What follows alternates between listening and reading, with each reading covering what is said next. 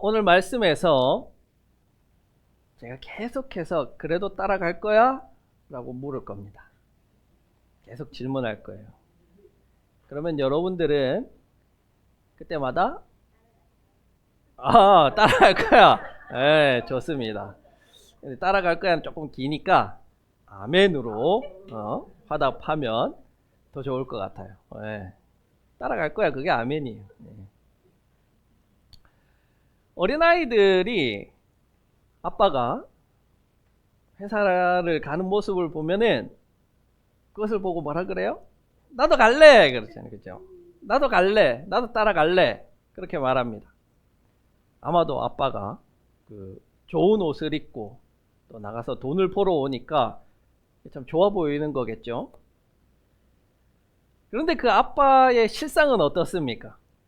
회사에 가면 상사의 질책, 동료와의 관계, 또 혹시 구조조정을 당하진 않을까 걱정하고 업무의 스트레스로 가득 차 있는데 사실 아이는 그것을 알지 못하죠.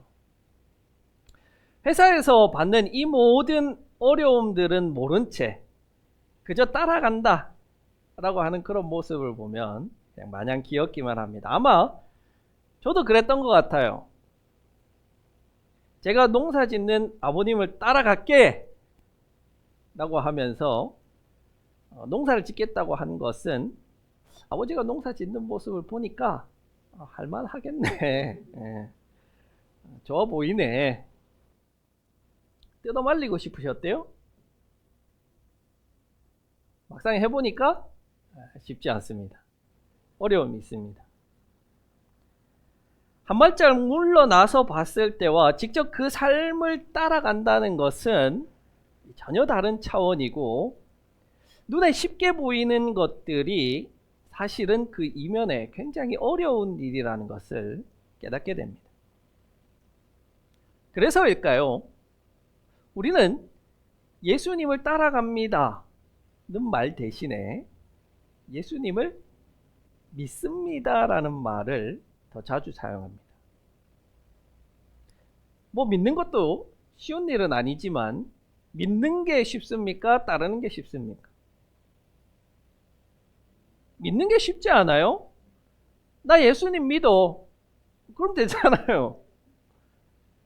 누구나 말할 수 있고 누구나 할 수 있어요. 내가 예수님 진짜로 믿는지 안 믿는지 아십니까? 여러분 알 수 있어요? 몰라요. 나는 예수님을 따르는 제자야. 그건 어렵죠. 실제로 예수님의 모습을 우리의 삶으로 보여줘야 되니까요. 그래서겠죠. 예수님은 제자들을 부르면서 뭐라고 말씀하시냐면 너는 나를 믿어라 라고 하신 적이 한 번도 없어요. 한결같이 나를 따라와라 라고 말씀하세요. 나를 따라오너라. 내가 너를 사람을 낚는 어부로 삼겠다. 그것은 아마도 믿는다는 말보다 따른다는 말이 훨씬 더 깊고 무거운 의미를 담고 있기 때문일 것입니다. 예수님에게 많은 사람들이 병을 고쳐달라고 몰려들었습니다. 그러자 예수님은 제자들에게 갈릴리 호수 건너편으로 가자 말씀하세요. 배를 타기 직전에 율법학자가 다가왔습니다. 우리 옛날 성경에서는 서기관이라고 했는데 율법학자나 서기관은 백성들에게 율법과 전통을 알기 쉽게 가르쳐주는 교사, 선생님이었습니다. 이 율법학자 가운데 대다수는 바리새인들이었어요. 여러분, 율법학자 그 이름에서만 봐도 우리가 알 수 있듯이 율법에 대해서는 박사죠. 학자예요. 율법을 다 외우기도 했고 각 율법을 어떻게 지켜야 하는지 잘 알았습니다.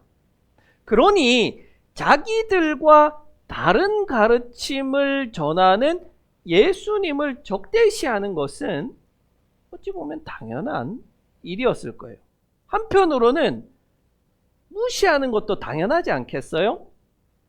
율법학자는 평생 동안 하는 게 율법 연구하는 거예요. 예수님은 목수의 아들로 더군다나 나사렛 촌놈이에요. 새파랗게 어린 놈이에요. 이제 30살이에요. 지가 뭐 알겠어요? 지금으로 치면 김천 저 산골에 농사만 짓던 30살짜리 청년이 와가지고 여기 와서 저한테 제가 설교 더 잘합니다. 그러면 제가 그렇구나 인정할게. 되겠습니까? 안 되죠. 당연히 인정이 안 되죠. 전 20년 동안 공부를 한 사람인데. 바리새인이 나쁜 게 아니에요, 여러분. 예수님을 무시한 게 나쁜 게 아니죠. 당연한 거예요. 당연한 거예요. 그들과 달리 본문의 율법학자는 예수님을 선생님이라고 부르고 있어요. 사실은 누가 선생님이에요? 예수님이 선생님이에요? 율법학자가 선생님이죠. 예수님은 목수의 아들이에요. 그 말은 뭐냐면 예수님은 목수로 살았다는 말이에요. 실제로는 자기가 선생님이에요. 유대인들은 예수님과 율법학자를 놓고 누가 선생님이에요? 물어보면은 당연히 율법학자가 선생님이라고 부르며 존경했는데 이 사람은 도리어 예수님을 향해서 선생님이라고 부르고 있어요. 선생님의 선생님이니까 얼마나 훌륭한 분이에요. 율법을 연구하는 이 사람이 가만히 예수님이 전하시는 말씀을 들어보니까 예수님 말씀이 맞는 거야. 예수님 말씀 탁월하다. 바리새인들의 그 일반적인 율법 해석과는 다르지만 내가 이 바리새인의 길, 바리새인으로서 율법학자로서의 그 모든 것들을 버리더라도 예수님이 말씀하신 게 맞는 것 같다. 그러니까 나는 예수님을 따르겠다. 선생님으로 모시겠다. 어디든 가겠다. 그렇게 대뜸 예수님 앞에 나타나서 고백을 합니다. 그거는 그만큼 예수님을 인정하고 있다는 거 아니겠어요? 그런데 한번 상황을 우리가 생각해 봅시다. 굉장히 웃긴 상황 아니에요? 잘 모르겠어요. 예수님이 제자들을 부르시는 것처럼 율법학자를 향해서 나를 따라오라. 예수님, 제가 예수님을 따라가겠습니다. 이런 상황이 아니에요. 예수님은 지금 배를 타고 건너편으로 가려고 하는데 그냥 갑자기 찾아와서 내가 예수님 따르겠습니다. 이렇게 이야기하는 거예요. 뭐가 이상한지 아직 모르시겠네요. 모르시는 것 같아요. 예수님한테 내가 따라가겠습니다. 말할 필요가 있어요? 예수님한테 허락 받고 따라가야 됩니까? 그냥 따라가면 되잖아요. 5,000명, 7,000명의 사람들이 예수님을 따라다녔는데 그 사람들이 다 예수님한테 허락받고 다녔습니까? 아니에요. 예수님이 너희는 다 나를 따라오너라. 제가 따라가겠습니다. 이렇게 따라다니는 사람들이 아니라는 거예요. 그저 예수님이 좋으니까, 그저 예수님의 말씀이 합당하니까 따라가는 거예요. 그렇게 하면 돼요. 내가 예수 믿겠다는데 허락받아야 돼요? 그런데 이 사람은 굳이 예수님을 찾아가서 내가 예수님을 따르겠습니다. 이게 이상하다는 거예요. 이 사람은 그러면 왜 이 이상한 짓을 했을까? 성경은 그 이유를 말해주고 있지 않지만 두 가지 생각이 드는데 하나는 인정받고 싶었던 것 같아요. 누구에게? 예수님에게 인정받고 싶고 혹시 예수님께서 야, 너 믿음 대단하다. 나를 그렇게 따라오겠다니 인정해주면 내가 사람들로부터 더 많이 인기를 받고 더 사람들이 찾는 그런 율법학자가 될 수 있지 않을까? 그런 생각으로 이야기하지 않았을까? 생각해 볼 수 있을 것 같아요. 다른 하나는 좀 너무 부정적으로 봤나요? 다른 하나는 조금 긍정적으로 보면 일종의 다짐일 수 있죠. 내가 진짜로 예수님 따라가야겠다. 그걸 예수님 앞에 다짐하는 거예요. 마치 베드로처럼. 아마 어떤 게 더 긍정적인가? 저도 이 후자일 가능성이 조금 더 커 보이는데, 이 사람의 진의가 어떠했든 그렇게 다짐을 했는데 그 다짐에 대한 예수님의 대답도 이상해요. 안 이상해요? 저는 다 이상한데, 그 예수님은 항상 그 대답이 예측 불가능해요. 좀 항상 이상해요. 왜냐하면 어떤 사람이 예수님께 찾아와서 이렇게 이야기합니다. 예수님, 제가 따라가겠습니다. 그러면 예수님 뭐라 그래야 돼요? 그렇죠. 따라와라. 아니면 아니 너는 안 돼. 따라오지 마라. 이렇게 돼야 되는데, 여우도 굴이 있고 하늘을 나는 새도 보금자리가 있는데 인자는 머리 누울 곳이 없다. 이렇게 대답하는 거예요. 이게 무슨 대답이에요 도대체?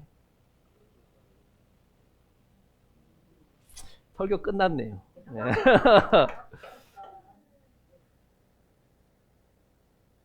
맞습니다. 오늘 제가 그 말씀을 여러분에게 하고 싶었던 거예요. 예수님의 이 대답은 동문서답이 아니라 하다못해 들짐승인 여우도 굴이 있고 새도 보금자리가 있는데 나는 머리 누일 곳 하나 없다. 그럼 예수님이 지금 자신의 신세를 한탄하고 있는 거예요? 그게 아니에요. 예수님은 하나님의 사명을 위해서 나는 아무것도 가진 게 없어. 그리고 너한테도 네가 나를 따라오지만 내가 너에게 줄 게 아무것도 없어. 아니요. 도리어 하나님의 사명을 감당하기 위해서 사람들에게 거절당하고 소외받고 십자가에 죽는다 말합니다. 내가 그런 사람이야. 네가 겉으로 볼 때는 내가 사람들 막 치료해주고 기적을 일으키고 말씀을 멋들어지게 하지만 진짜 내 모습은 머리 누일 곳 하나 없는 그게 나야. 나를 진짜로 인정해주고 수많은 사람들이 따른다고 하지만 다 배신하고 돌아가. 그래도 너 나 따라올래? 아니, 나를 따라온다는 것은 나를 닮아가는 것인데, 나의 제자가 되어서 나를 따라오면 너도 재산 잃고 명예 잃고 지위 잃고 사람들이 손가락질 하는데도 나를 따라올 거야? 따라오다, 콜루데오. 따르다, 닮다예요. 예수님을 따른다는 것은 예수님이 걸어가신 길을 걸어가서 그분의 삶을 닮아가는 거예요. 예수는 머리 둘 곳 하나 없었습니다. 무시당했습니다. 십자가에서 죽었습니다. 그래도 예수를 닮겠다고? 그래도 예수를 따라가겠다고? 그래도 너 하겠냐? 묻고 계신 거예요. 곧이어서 다른 사람이 말합니다. 예수님, 내가 아버지 장례를 치르고 가겠습니다. 허락해 주세요. 이것도 웃긴 질문 아니에요? 예수님이 허락하고 말 게 있어요? 그냥 가서 하면 되지. 이름도 없는 이 사람의 장례를 해야 되냐 말아야 되냐까지 예수님이 결정해 줘야 돼요. 그러면 이 사람은 도대체 왜 이런 말을 했을까? 진짜 아버지와 예수님 사이에 내가 어떻게 해야 될지 몰라서 물었을까? 저는 그게 아닌 것처럼 보여요. 앞선 사람과 마찬가지로 내가 예수님께 인정받았다. 나는 부모가 죽어도 예수를 따르는 자다. 장례를 안 갈 정도로 나는 예수를 따르는 자다. 그것을 보여주고 싶었는지 모르겠어요. 그런 질문에도 예수님은 성실하게 대답해 줍니다. 왜? 제자들이 오해할 수 있으니까. 가든지 말든지, 혹은 장사 잘 지내고 와서 나를 따라라, 이렇게 말씀하실 법한데 뭐라고 이야기하시냐면 죽은 자들로 죽은 자를 장사하게 하라. 그리고 너는 나를 따라라. 이 말은 너무 냉정하게 들립니다. 특히 동방예의지국인 효를 중시하는 우리가 들을 때는 불효자식이 되라는 겁니까? 부모님의 상도 챙기지 못하는 그런 자가 되라는 겁니까? 이것도 두 가지로 해석할 수 있을 것 같아요. 하나는 지금 당장 아버지가 진짜로 돌아가셨어요. 그래서 지금 당장 장례를 치러야 하는 상황일 수도 있고, 다른 하나는 아직 돌아가시지 않았는데 이제 노환이 왔어. 곧 돌아가실 것 같아. 그래서 그 연로하신 아버지를 끝까지 모시고 장례까지 마치고 나서 예수님을 따르겠습니다. 라는 뜻일 수도 있겠어요. 어떤 상황이든 상관없어요. 예수님은 뭐라고 하시냐면 지금 나를 따라라 라고 말씀하세요. 이런 말입니다. 뭐냐면 심지어 네가 아버지 어머니 상을 당했는데 그 상을 네가 못할 수도 있어. 그런데도 너 나 따를 거야? 네가 가장 사랑하는 가족의 마지막을 지키지 못할 수도 있어. 그런데도 네가 나 따르겠다고 말할 수 있어? 묻고 있는 거예요. 인간의 가장 약한 연결고리가 뭡니까? 가족이잖아요. 가족. 저도 가족이 없으면 저 아프리카 사막 가가지고 선교하다가 죽을 수 있습니다. 아마 우리 그 권사님이랑 집사님 말리겠지만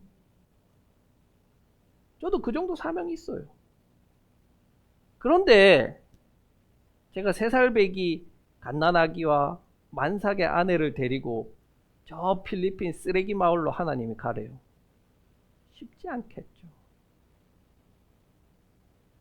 쉽지 않아요. 예수님은 그걸 묻는 거예요. 우리의 가장 연약한 그 연결고리인 가족이 걸린 문제가 있는데도 너 나 따를 거야? 우리가 그 질문에 쉽게 합니다. 갑니다. 대답할 수 없을걸요. 예수를 믿는다는 건요, 이런 상황들과 상관이 없어요. 우리 모두 예수님 믿잖아요? 문제 없어요.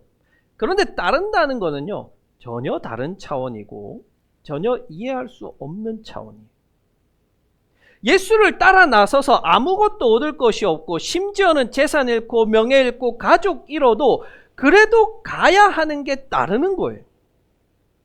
네가 사랑하는 자를 잃어도 그래도 너 나 사랑할 거야? 부모의 죽음을 지키지 못해도 그래도 따라갈 거야? 아멘 해야죠. 그래도 따라갈 거야? 아멘. 나는 갑니다.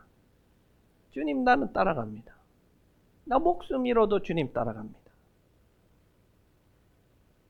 그렇게 고백할 수 있는 저와 우리가 되기를 바랍니다. 이제 장면이 딱 바뀌어요. 그렇게 죽음도 불사하고 가족도 버리고 예수님을 따라서 배에 올라탔더니 물고기가 1000마리가 잡혔고 승승장구하고 일이 잘 되고 사업이 잘 풀리더라 라고 하면 좋은데, 배에 올라탔더니 뭐가 찾아왔어요?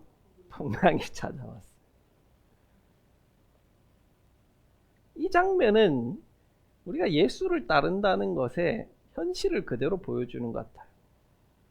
예수 따른다고 해서 참 모든 게 형통하고 평탄하고 잘 되고 그러면 너무나 좋죠. 저도 그러기를 소원하고 여러분이 그렇기를 바랍니다.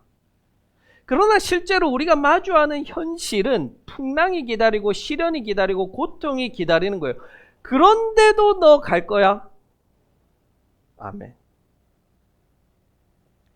그렇게 할 수 있는 이유는 무엇 때문에 할 수 있냐면요, 예수님을 신뢰하기 때문에 할 수 있는 거예요.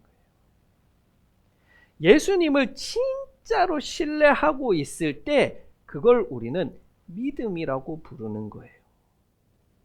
믿음이라는 것은 내가 부자 될 줄 믿습니다. 내가 잘 될 줄 믿습니다. 그게 믿음이 아니고 믿음은 신뢰예요. 내가 완전히 망해버려도 하나님 신뢰합니다. 내가 처절한 고통 당해서 왜 하나님이 나에게 이런 고통을 주시는지 도무지 모르겠지만 그래도 내가 하나님 신뢰합니다. 내가 이렇게 열심히 하고 주님 앞에서 똑바로 서려고 노력하는데도 내 삶이 잘 안 되지만 그래도 주님 신뢰합니다.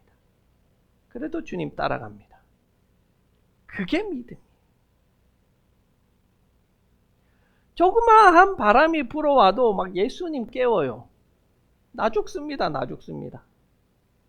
경제적으로 어렵고 자녀의 문제가 있고 인간관계가 단절되고 공동체에서 상처받습니다. 우리 살아가는 거예요.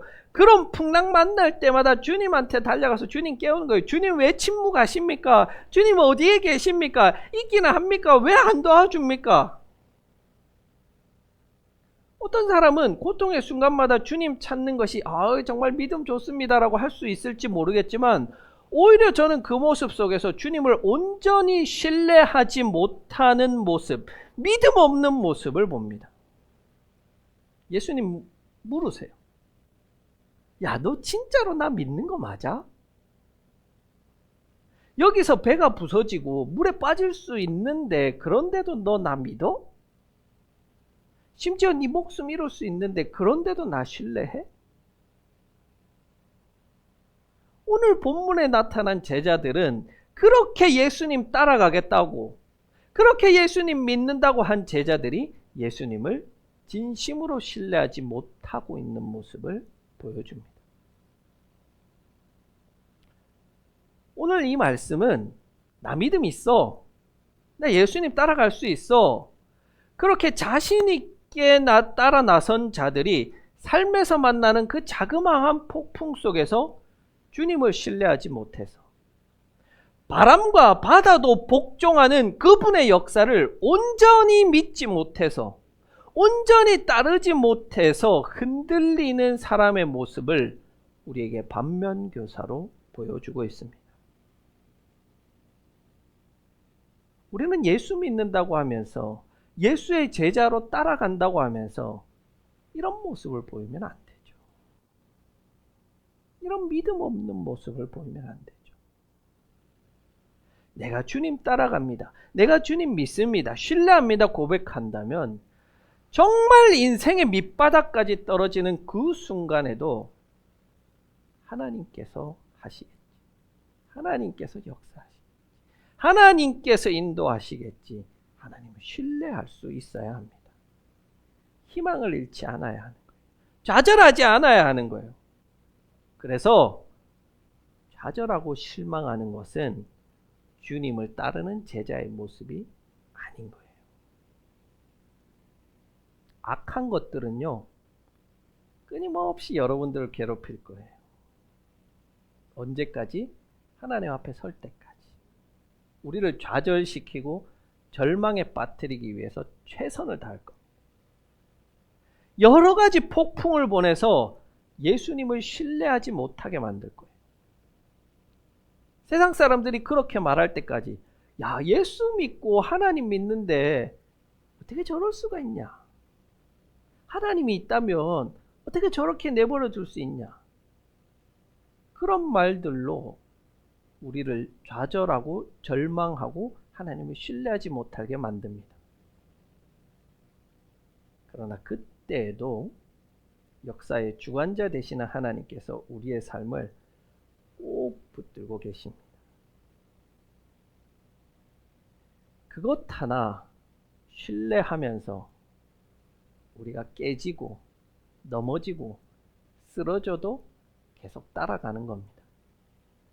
예수님이 좁은 길, 험한 길을 걸어가셨으니 그 길을 따라가는 우리는 당연히 험하고 좁은 길을 갈 수밖에 없는 거예요. 그래도 기쁨으로 갑니다. 그래도 즐겁게 가는 거예요. 주님이 함께 하시니, 내 안에 계신 성령 하나님께서 위로하고 힘 주시니, 지금 옆자리에 앉아있는 이 믿음의 동력자들을 통해서 격려하고 용기 주시니 우리는 기꺼이 이 길을 걸어갈 것입니다. 이제 영상을 하나 보고 마칩시다. 여기서 주는 메시지가 예수님을 따라 나서겠다고 나선 이들에게 주는 하나님의 말씀으로 들리기를 원합니다.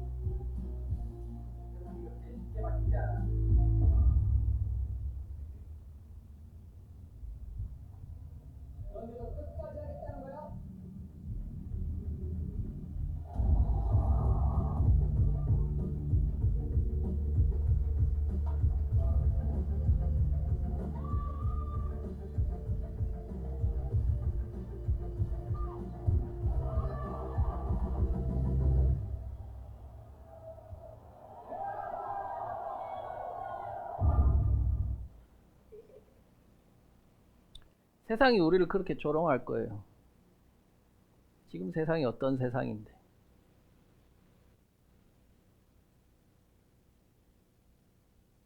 마지막으로 묻습니다. 그런데도 끝까지 따라갈 거야? 아멘으로 화답하고 끝까지 주의 길을 따라가는 우리가 되기를 소원합니다.